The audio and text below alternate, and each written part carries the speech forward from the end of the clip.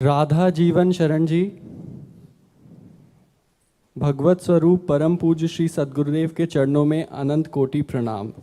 हे गुरुदेव, मेरा श्रीमद् भागवत, श्रीमद् भगवत गीता, योग वाशिष्ठ, नारद भक्ति सूत्र आदि ग्रंथ स्वाध्याय मनन करने में मन घंटों लगता है और उनको बारंबार पढ़ता हूँ, किंतु श्री हित 84 जी का पाठ करने में मन नहीं लगता। क्योंकि ऐसा है ना कि अभी सिद्धांत पुष्ट नहीं हुआ, रस में प्रवेश नहीं हुआ, तो मन लग जाएगा तब तो सहचरी स्वरूप को प्राप्त हो जाओगे। तो आपको भावनाएं करनी कि मुझे मन लगे या ना लगे, मुझे ये ड्यूटी बजानी है। आपको चतुरासी जी का पाठ बिना मन के करना है, समझ गए। और जिन शास्त्रों का स्वाध्याय कर रहे हो ये सब सपोर्ट परमार्थ के करने वाले, कोई निषेध नहीं। योग वाशिष्ठ जी, गीता जी, श्रीमद् भागवत जी, यही हमारा आहार रहा है। अगर पीछे कभी सत्संग में सुना हो जब हम चतुरासी जी के विषय की वार्ता की, तो उसमें हमने कहा कि जब हमारे गुरुदेव ने हमको श्रीमद् चतुरासी जी के गान की बात कही तो गुरुदेव से ही हमने कहा था कि हम तो सिर्फ आपकी आज्ञा मानकर गायन करते हैं, लेकिन हमें विश्राम मिलता है भागवत के 11 स्कंद में और योग वाशिष्ठ आदि। आज भी ये योग वाशिष्ठ और भागवत आदि विराजमान है, उनके दर्शन कभी मन आया तो सूत्र पढ़ते हैं आज भी, क्योंकि वो पूर्वाभ्यास, यहीं से जीवत्व का नाश होता है। ये जो योग वाशिष्ठ है, 11 स्कंद है, श्रीमद् भगवत गीता है, ये देहात्म भाव को नष्ट करने वाले सूत्र हैं। अच्छा, अपनी जो स्थिति होती उसी के अनुसार हमको रस मिलता है। तो जैसे स्थिति है अभी जीवत्व से आगे की यात्रा में चलने के लिए, तो उसको करते रहो, लेकिन हमारी यात्रा का जो लक्ष्य है वो है नित्य विहार रस। इसलिए चतुरासी जी का गायन करो। मन नहीं लग रहा, आनंद नहीं आ रहा, इसकी कोई जरूरत। जैसे डॉक्टर दवा दे, बहुत कड़वी है लेकिन हम पाते हैं ना, ऐसे हम गुरुदेव की आज्ञा मानकर, आचार्य की आज्ञा मानकर वाणी जी का गायन करें और शेष समय में इन शास्त्रों का स्वाध्याय चिंतन करते रहें। कोई समस्या तो नहीं ना। हाँ, अगर चतुरासी जी में आनंद आने लगा तो देख लेना, जिस दिन आनंद आएगा वो सब छूट जाएगा। सब अपने आप जब आपके सामने वो विषय आएगा तो लगेगा कि अरे मेरी लाडली जी की बात सुनावे कोई, मेरी लाडली जी के रूप की बात, उनकी मुस्कान की बात, उनकी लीला की, वो हृदय की अधिकार वृत्ति जागृत हो जाती है। वो फिर सुहाता नहीं। और अगर और कोई प्रसंग चलेगा और कोई विषय चलेगा तो उदासीन बैठा रहेगा, जैसे परदेश की बात हो रही। अभी श्री जी की बात ऐसी लगती जैसे परदेश की बात हो रही। एक दिन एक उपासक ने कहा, प्रारंभ की बात थी, महाराज जी आपको जब देखो तब आप वही अबही और अबही और अबही और ये और कुछ सुनाओ हमका, और कुछ है ही नहीं, इतना ही है अबही और अबही और। उसी में जब लालजू मगन है तो सहचरिया भी मगन। होता क्या, हमारी स्थिति वहां तो है नहीं, तो परदेश की सी बात लगती, प्रिया प्रीतम दूसरे लगते हैं। और जैसे ये बातें आपको अच्छी लगने लगी तो अब आपके अंदर मुमुक्षता जागृत हो रही। जैसे गीता का सिद्धांत, 11 स्कंद का सिद्धांत, योग वाशिष्ठ की बातें, तो हम मुक्त होना चाहते हैं, ये मुमुक्षता है। और ये मोक्ष सुख को ठुकराए हुए महापुरुषों का रस है जो नित्य विहार रस में है, पर हमारा लक्ष्य वही है। तो हम ये बीच की यात्रा को अपना विश्राम न मान करके चतुरासी जी का गायन करते रहें, निज मंत्र का जप करते रहें, और जो अन्य वाणियां हैं वो सिद्धांत पुष्ट करने के लिए जब तक मन राजी हो रहा तब तक करते रहिए, कोई निषेध तो है नहीं। समझिए जी। आप पूरा पूरा 84 करिए, 1 घंटे में होता है जी। तो अगर उसको मैं थोड़ा कम करूं तो आपकी आज्ञा है क्या? कितने पद करोगे रोज? अब अधिक से अधिक करूंगा। लगभग कितने? 12। बहुत अधिक हो गए। देख लो, जिसमें तुम्हें सुख मिले आप वैसे चलो। मेरा जो नियम है, नियम तो नियम, जैसे मैं 2 घंटे माला से करता हूँ जी, लेकिन 3 घंटे प्राय होता है जी, तो ऐसे ही जो कम से कम उतना तो होगा ही होगा, जो मर्जी हो जी। उसके अधिक जो भी है वो करना है, या जैसा आपका आज्ञा हो। कोशिश करूंगा पूरा हो। आज्ञा की बात तो अब छूट गई, अब तो अनुमति की बात रही। अब आप बोलो मैं दस्तखत कर दूं, आप बोलो। आज्ञा तो एक बार होती है, तो आप आज्ञा का ही पालन। और आज्ञा से फिर वस्तु की प्राप्ति होती है, और अनुमति से यात्रा होती है। अनुमति में यात्रा होती है कि मैं ऐसा चाहता हूं तो दस्तखत है, लेकिन आज्ञा यदि आज्ञा पालन हो रही है तो वस्तु की प्राप्ति होगी केवल गुरु आज्ञा से। आज्ञा सम न सुशाहब सेवा और मोक्ष मूलम गुरु कृपा। अब देखो, जैसे कह दिया चतुरासी जी का पाठ करना है तो कोई साधना ना हो, केवल चतुरासी जी का पाठ हो तो धाम है, वृंदावन धाम है, यहां बैठ के कह रहे हैं, हो गया काम। तुम्हें चिंता की बात क्या। लेकिन जीव इतना कर्तृत्वाभिमान से युक्त है कि उसको लगता है मैं जो करूं वो ठीक विश्वसनीय है, जो कहा जा रहा है उसमें मेरा मन क्यों नहीं लग रहा, क्योंकि मन मरा नहीं है। और अगर आज्ञा में लग जाओ तो मर जाएगा वो। मन को मारना ही हमारी साधना है। गुरु कह रहे हैं धूप में खड़े रहो, हम खड़े। गुरु कह रहे हैं ऐसा नहीं करना, नहीं करना, हमें नहीं करना। गुरु वाक्य ही मोक्ष पद को प्रदान करने वाले हैं। मंत्र मूलम गुरु वाक्य। पर एक कि अपने लोग कभी ऐसा थोड़ी कि कोई आज्ञा उल्लंघन कर दे तो बुरा माने, क्योंकि जानते हैं कि मनीराम बहुत विचित्र है, ये कभी भी कहीं भी किसी को विचलित कर सकते हैं। इसलिए हम फिर गौर से सुनते हैं कि आपकी क्या रुचि, चलो वैसे ही चलो जैसे आप चलना चाहते, क्योंकि निषेध नहीं है। कोई भी आपके जीवन में ऐसी क्रिया नहीं जिसको हम डांट सके कि आप गलत कर रहे हो। लेकिन आपको जहां में पहुंचाना है वहां आपकी रति नहीं हो रही तो जहां हो वहीं से चलो। पर अधिक से अधिक चतुरासी जी के गायन के समय आप ये भावना करो कि मेरे प्रिया प्रीतम विराजमान है। जैसे सूत मागध बंदीजन होते ना, वो अपने आनंद के लिए नहीं गान कर रहे, आनंद राजा को होगा और माल हमें मिलेगा।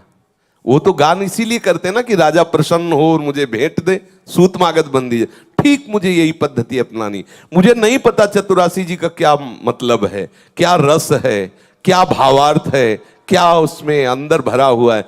बस मुझे एक भाट की तरह, जैसे अभी आज के प्रसंग में सुना, तोते की तरह केवल नाम उच्चारण करना है। बोले तोता रटंत से हो जाएगा, हाँ हो जाएगा, कह तो रहे। जिस समय आप चतुरासी जी का गायन करें उस समय भाव करें कि मेरे राजा रानी महारानी विराजमान है और मैं एक नीच तुच्छ अधम उनका यश गान कर रहा हूं। और उसका फल होगा 84 हरिवंश कृत पढ़े सुने निशिभोर तो छूटी 84 भ्रमंते निर्खय जुगल किशोर। सीधे निर्खय जुगल किशोर भोर अरु रैन न जाने पिए रूप रस मत भयो कछु मन ही नाने। अभी है क्या प्रियालाल से अपनापन नहीं हुआ, अभी तो अंदर आकांक्षा में मुक्त हो जाऊं। और यहां मोक्ष भी कड़ुआ लगेगा जब इधर अपनापन हो जाएगा। तो आज्ञा पालन करते, क्योंकि श्री जी ने आपको पसंद किया, आपने अभी श्री जी को पसंद नहीं किया। श्री जी ने आपको पसंद किया इसलिए शरणागति स्वीकार कर ली। श्री जी ने आपको पसंद किया इसलिए इस रस में लाई। देख लो आज आप भी, आपकी रुचि खुद बता रही कि आपको श्री जी प्यारी नहीं। श्री जी प्यारी होती ना तो राधा नाम सुधा रसम, पर परिचय नहीं मिला ना तो श्री जी की कृपा तो आपके ऊपर है, क्योंकि आप ना चाहते हुए भी आपको जबरदस्ती खींच रहे। तो अब आप गुरु आज्ञा मानकर 24 घंटे में एक नौकरी करनी है। मुझे एक बार जोई जोई प्यारों से लेकर आज वह देखिए तो प्यारी रंग भरी इतना करना है, कल्याण हो कि ना हो कुछ ना हो, मुझे गुरुदक्षिणा देनी। 24 घंटे में एक बार चतुरासी का पाठ करके गुरु जी के लिए देना है।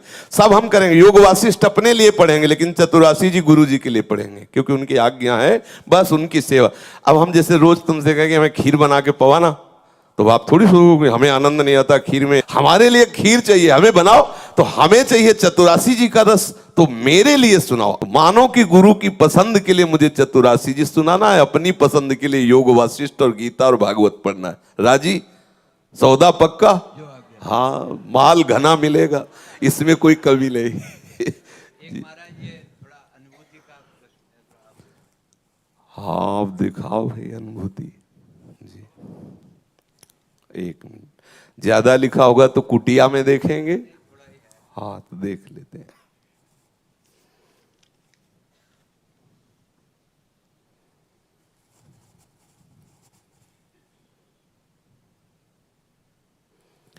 इसमें जो कुछ था वो अलौकिक कृपा से था, आपकी साधना से नहीं था, अलौकिक कृपा।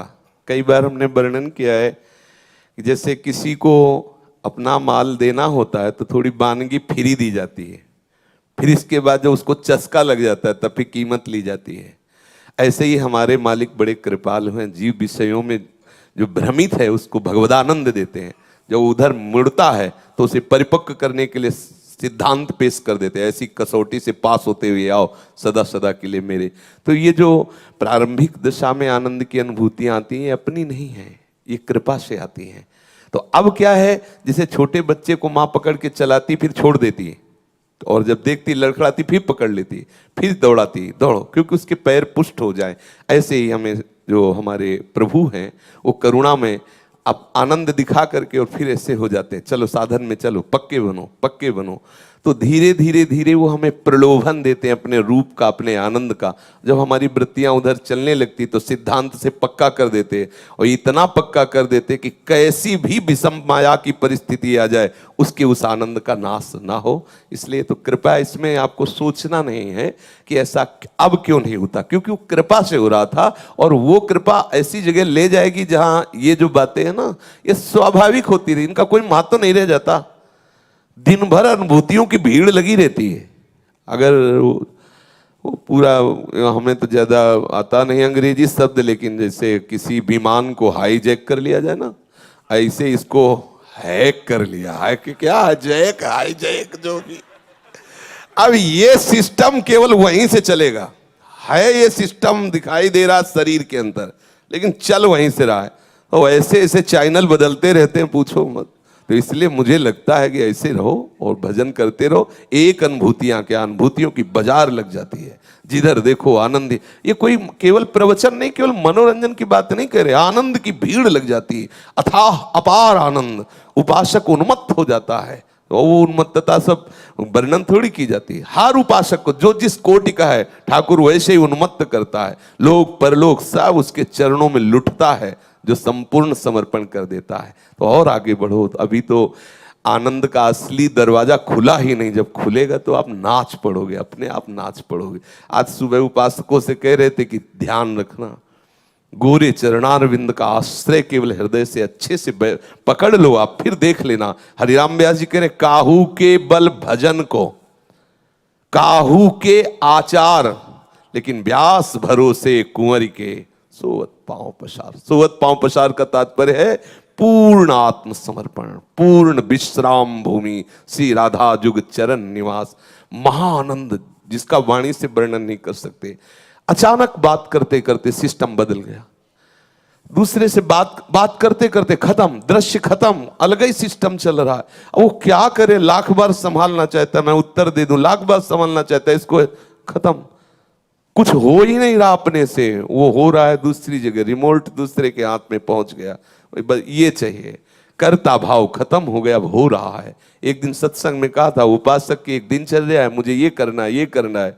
और कोई कोई उपासक देखते हैं आज लाडली क्या करवाएगी, आज देखते हैं क्या कर, रोज प्रातः के आज देखते हैं कौन सा नया रंग देती, कौन सा नया आनंद देती।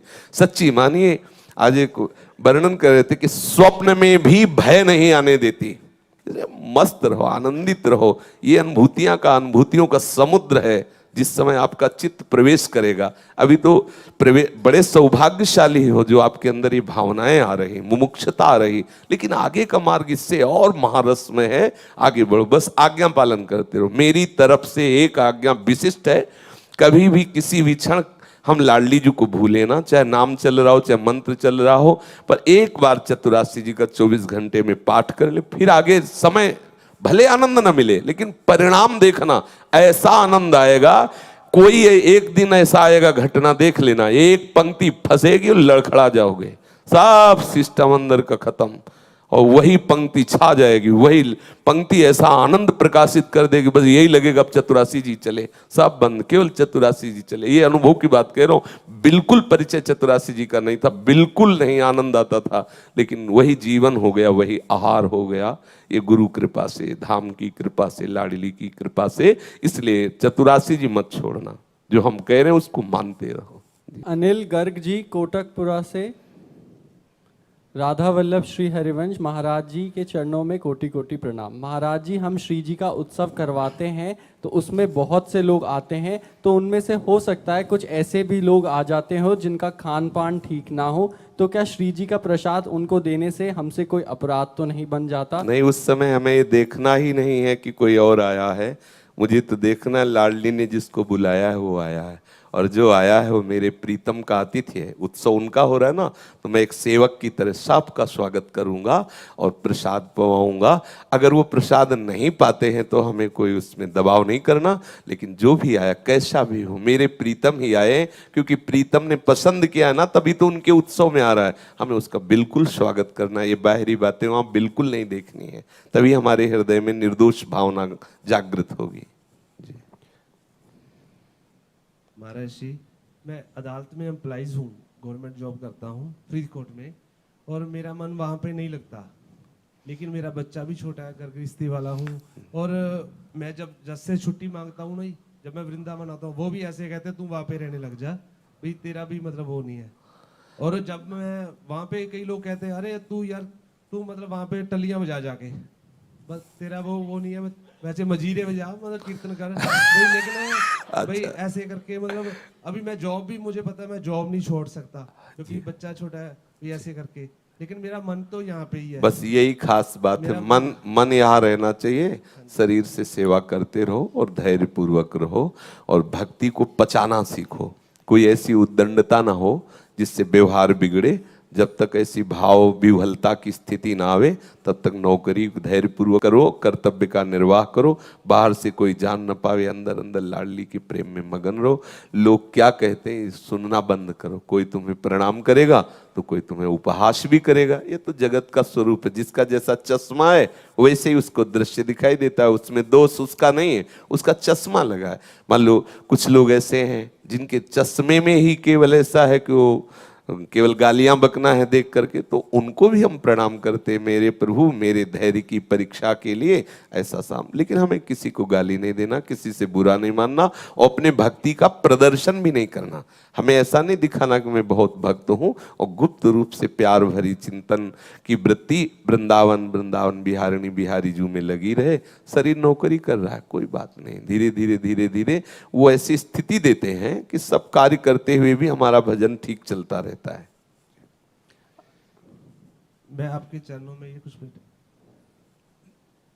अनुराग संगल जी पूना से, राधा वल्लभ श्री हरिवंश महाराज जी, क्या साधन पथ पर चलने वाले व्यक्ति को खूब उत्साह प्रसन्न प्रफुल्लित रहना चाहिए और उत्साह से भजन करना चाहिए, या फिर उदासीन व्याकुल? बाहर से उदासीन रहना चाहिए, अंदर से प्रसन्न रहना चाहिए। अगर बाहर से प्रसन्नता व्यक्त करेगा तो फंस जाएगा। उसका स्वभाव बाहर से गंभीर उदास खिन्नता और अंदर से अपार आनंद, ये साधक की आंतरिक वृत्ति होती है। अंदर से लबालब आनंद भरा, और ऊपर से देखो तो रूखा दिखाई देता है, खिन्न दिखाई देता है, उदास दिखाई देता है। क्योंकि यदि वो उदास नहीं रहेगा तो फंस जाएगा। तो इसीलिए आदेश उदासीनति रही गुसाई। इसीलिए गिरा रथ जल बीच सम कहियत भिन्न न भिन्न, बंदों सीताराम पद जिन्हें परम प्रिय खिन्न। बाहर से खिन्न उदास, एकदम शांत गंभीर, और अंदर आनंद की उमंग आ रही। जब वो दशा बाहर फूट पड़ती तब कभी नाचता है कभी गाता है, फिर उसे लोक की परवाह नहीं, फिर कोई उसे भ्रष्ट भी नहीं कर सकता। लेकिन तब तक के लिए गंभीर रहे, उदासीन रहे, बाहर से रूखापन रखे, जिससे कोई ज्यादा प्रियता ना दिखावे, ऐसा रखे। ऐसा महापुरुषों ने अपने जीवनी को रखा है, तभी वो ऐसे आनंद में पहुंचे हैं। देखो जब पौधा छोटा होता है ना तो उसे छिपा के रखते हैं, आसपास कटीली झाड़ियां लगाते हैं, और जब पौधा वृक्ष रूप धारण कर लेता है तो उसी के नीचे लीप पोत के स्वच्छ कर देते, कोई भी आके बैठो अब कोई परेशानी नहीं। लेकिन वही जब पौधा छोटा होता है तो हम बड़े कटीली झाड़ियां लगाते हैं, कहीं मेरे पौधे को कोई जानवर कोई बकरी कोई नुकसान न पहुंचा दे। तो हमारी भक्ति का भी पौधा है, छोटा है, तो हम कटीली झाड़ियां मतलब उदासीन खिन्नता अरतिर्जन संसदी एकांत सेवन की भावना, इससे हमारा वो जो भक्ति का पौधा है वो वृक्ष, और जब वृक्ष रूप हो गया और सवाओ बैठो आनंदित सबसे प्रेम व्यवहार हंसना, क्योंकि वो समझ गया, उसको युक्ति मिल गई गुरु कृपा से जिसे कोई फंसा नहीं सकता। अब अपने को वो युक्ति नहीं प्राप्त है, वो स्थिति नहीं प्राप्त है, तो कोई भी हमें फंसा सकता है। मान लो कोई हमें गाली देने लगे, पाखंडी नाटक करता है, तो चुभेगा जाके, चुभा तो गई ना हमारी भक्ति।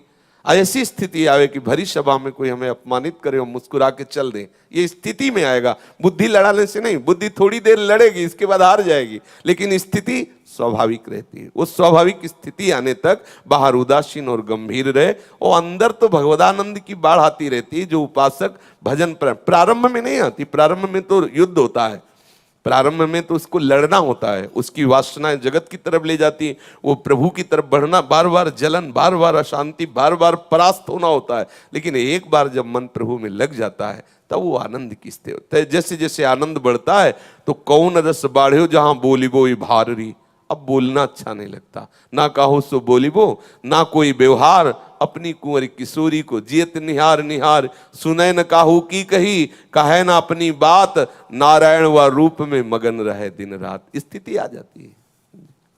वैभव जी दिल्ली से, संत रूप से विराजमान बिहारी जी को प्रणाम। मैं 1 वर्ष से आपका सत्संग सुन रहा हूँ, हर माह वृंदावन आता हूँ, कृपा करके मुझे शरणागति मंत्र प्रदान करने की कृपा करें।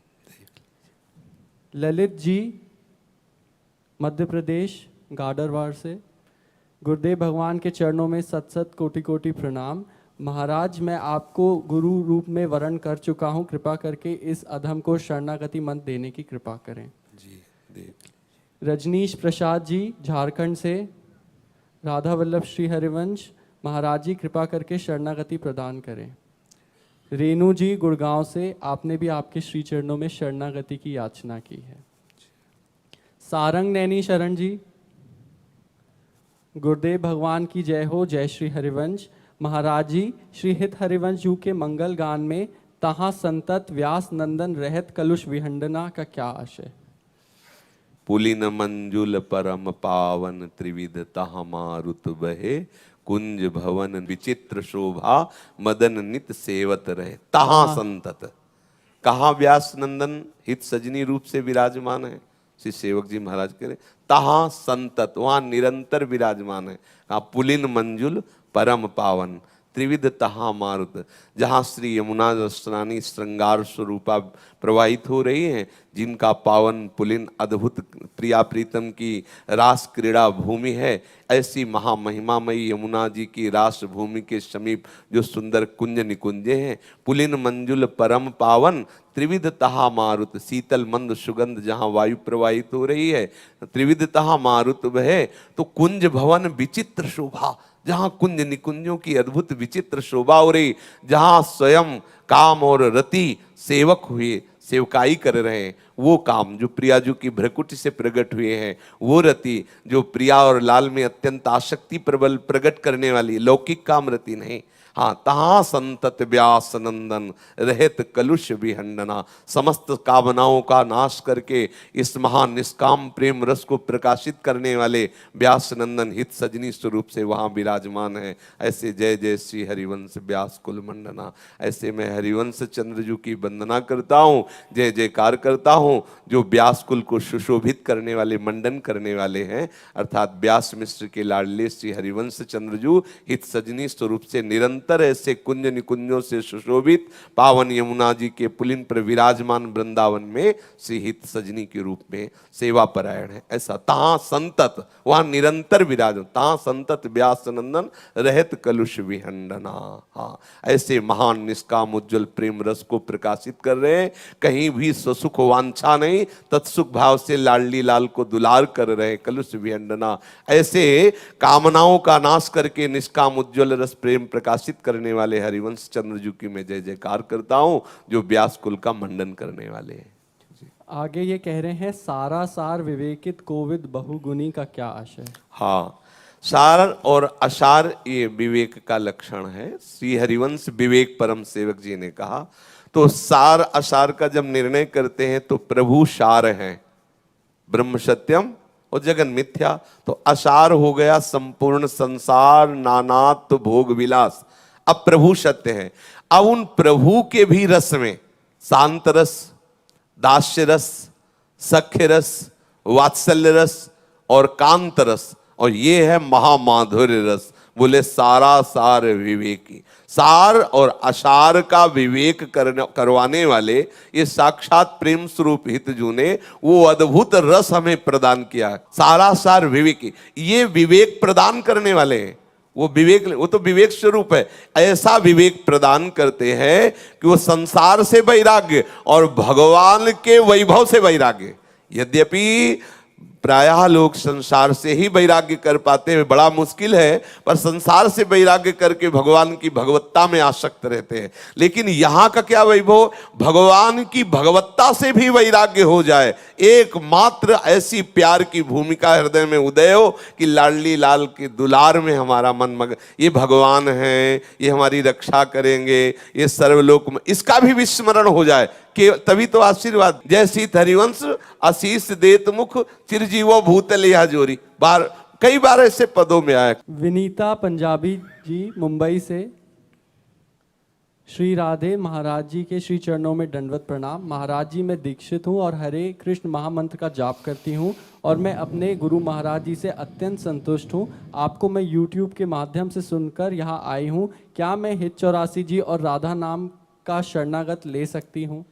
इसमें शरणागत की बात नहीं। राधा नाम जपिए, 84 जी का पाठ कीजिए, गुरु प्रदत्त मंत्र का जप कीजिए, गुरु जी की आराधना कीजिए, कोई परेशानी नहीं इसमें जी। महाराज जी मैंने हित 84 जी का पाठ आपको सुन के एकांतिक वार्ता में 451 नंबर की जो आपकी एकांतिक वार्ता थी उसमें मैंने सुना था। उससे तो मैं इतनी प्रभावित हुई हूँ।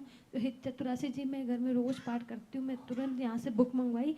हमारे यहाँ आश्रम से काफ़ी लोग हर महीने आते रहते हैं, लेकिन मेरा 1 साल में एक बार ही आना होता है। छोटे बच्चे हैं, लेकिन हित 84 जी से मुझे इतना लाभ हुआ है, जो यही वजह है जो मैं आपके दर्शन कर पा रही हूँ और मैं यहाँ खड़ी हो पा रही हूँ। ये मेरे लिए एक स्वप्न से ज़्यादा कुछ नहीं है। नहीं, आपकी श्रद्धा को प्रणाम है।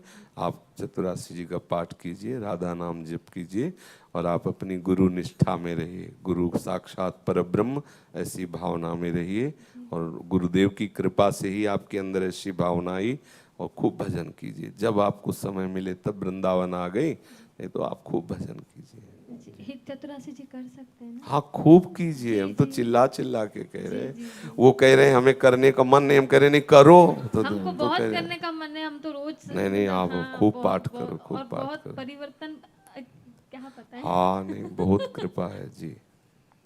एकता राय जी जबलपुर से, श्री राधे कृष्ण, गुरु जी के चरणों में इस दास का प्रणाम स्वीकार हो। मेरा प्रश्न है कि जब हम सत्संग या प्रभु के धाम में होते हैं तो सब भूल जाते हैं, लेकिन वही प्रभाव हम अपने घर जाते हैं तो वह अनुभव फिर धीरे धीरे कम हो जाता है। हाँ, यहाँ क्या, किसका प्रश्न है?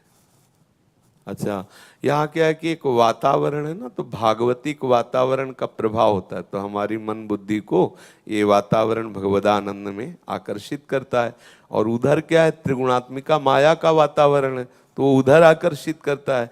तो अभी अभ्यास पुष्ट नहीं हुआ, अभी हमारे अंदर भगवदानंद चढ़ा नहीं, इसलिए। नहीं तो जिस दिन पुष्ट हो जाएगा ना, तो जो रही मुत्तम प्रकृति का कर सकत कुसंग, चंदन विष व्यापत नहीं लपटे रहत भुजंग। तो ये स्थिति पुष्ट करने के लिए हम बार बार सत्संग सुने, नाम जप करें, धीरे धीरे हमारा अंतःकरण निर्मल हो जाएगा, फिर इस माया का प्रभाव नहीं पड़ेगा। घबराना नहीं चाहिए। ये भागवतिक वातावरण, यहाँ तो एक विषयी पुरुष भी आ जाए तो थोड़ी देर के लिए उसके अंदर वैराग्य आने लगेगा, थोड़ी देर के लिए भगवदानंद आने लगेगा। इसीलिए साधु समागम की महिमा है।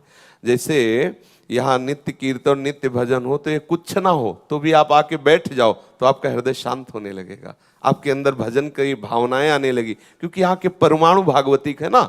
अब जैसे अभी आप ऐसी जगह जाए जहाँ प्रपंच जुआ खेला जाता हो, गंदे लोग बैठते हो, आप बैठ के देख लो, थोड़ी देर में संकल्प गलत बनने लगेंगे, क्योंकि वो परमाणु आपको वैसा प्रेरित करने लगेंगे।